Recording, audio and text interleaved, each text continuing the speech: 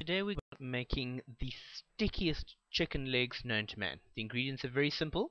You need some oil, you need some chicken, you need some vinegar, you need some sugar, you need some water, salt, and pepper. Okay, a little bit of oil into the pan and add a chicken leg. The oil and I did this, so I left the one chicken leg in before I added the rest. The idea here is to brown them. Chicken should be a nice sort of golden brown as opposed to pale and interesting like me.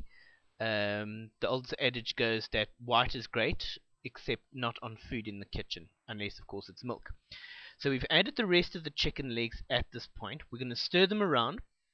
You'll notice I put the lid on the pot. That's just to keep the fat from splattering all over the stove. It turns out it was a bit of a waste of time because the stove was covered in fat anyways, and I had to clean it. So cover it, keeps most of the fat inside. It does change the cooking temperature of the chicken, and it makes it cook more quickly. So, the idea in this one. I'm not always fond of a lid with the cooking.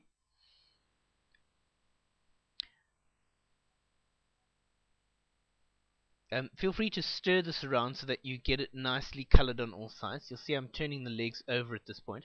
I also used the shake method a little bit later, where I give the pot a good shaking.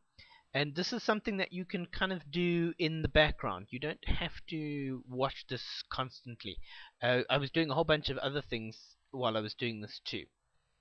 And this makes a very nice snack, or it's also good for a meal where you're having like a ploughman's platter or something along those lines. I don't know about you, it's the middle of winter here, and I'm so tired of everything that's been stewed. You see, I'm trying not to seal the pot to let some of the steam out. That's just swirling it around to get them to turn over so that they brown evenly. I often find that restaurants and places, they brown one side of the chicken leg but not the other. So you've got this one side that's nice and golden brown, and the other side is pale and interesting. I think of it as goth chicken. You know those chicks with the long black hair? Yeah. So here we're adding a little bit of water. The next ingredient I add is some sugar, and you can see I measured out very, very carefully. It's about 3 or 4 tablespoons of sugar. I like the light brown sugar. If you can use the dark muscovado sugar, then it makes your sauce a lot darker. This is an apple vinegar, about half a cup. It gives you a very nice sweet and sour flavor. Julie likes it when I add soy sauce to this.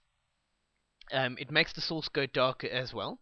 This is ground pepper. Now, I like to grind my own, so I use the stone mortar and pestle, and I use a mix of peppercorns, white, black, pink, and dried green peppercorns. And it gives you a nice variance in the flavor as well.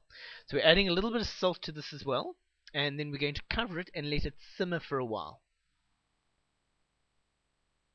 One day I'll show you everything that's to the right of the stove.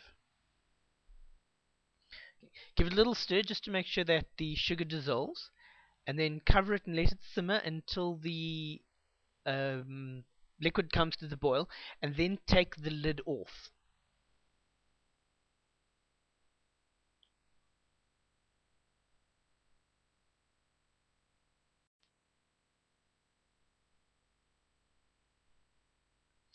Okay, here you can see where it's simmered for quite a while. The water is boiled away. Note I took the lid off. The water is boiled away. If you let this cook for too long, the sugar will actually change color. It'll go dark. But that means it's also very hot, and you tend to get a slightly bitter flavor if you cook it for a little bit too long. If you find that your sauce hasn't reduced enough, you can take the chicken out, let the sauce cook away a bit, and then add the chicken back in again. So we've got this nice sticky sauce that's going to coat the chicken. And then all we're going to do is pop that in a bowl. And on the corner of the table, there were 8 chicken legs to start with, and the ghost who lives in our house ate some of them as they walked past. So this is a really nice snack. I don't know about you, but there's a lot of sport going on at the moment again. It's Currybeker seisoen. And this makes a very nice snack if you can serve them warm, and they're just as nice cold. Now these ones I'm having for lunch tomorrow, as we're going on a bit of a picnic, and we're doing a sort of a ploughman's platter. And these are the chicken wing, you can do this with chicken wings too. These are the chicken legs that we'll be having with our platter. So see how nice and sticky they are. Enjoy.